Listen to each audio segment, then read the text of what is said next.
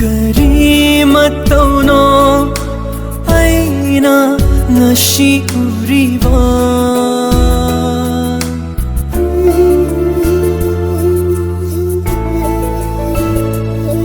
Kari matauno aina ngashi uriba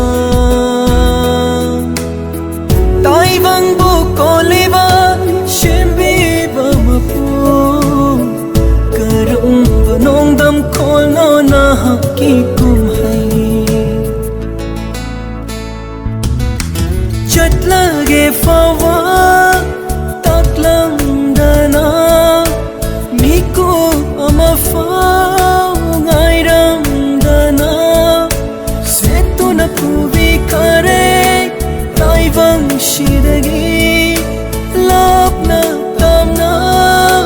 Ifang Minung shi lai trava Taibang shida Hido tara thang lambadi Imagi kari mendaba Aina karam na hing hawa Aina karam na hing hawa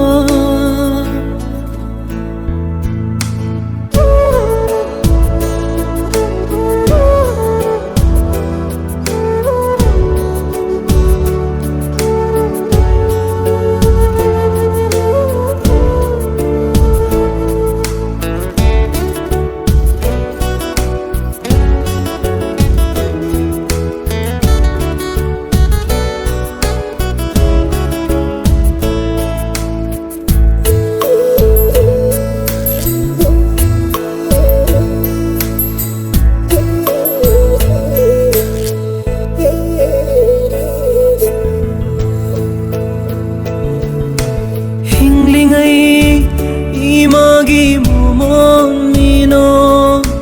Uba fanglaroy amok hana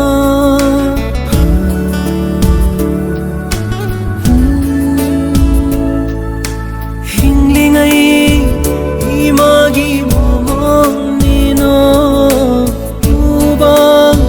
fanglaroy amok hana Kuta chikuna Chot lam dai khuding thongal dangai duna halak pa khuding duna leire imit sida aso lemba tare kaptuna aso kapanokpa hingba shiva ketna balai tare Aigi mapokshe Miko amata imagi pukninggo Belhan bangam kidrava na chaise Hingning ba fogdare ngaside Puknam dana pokpa mapokashi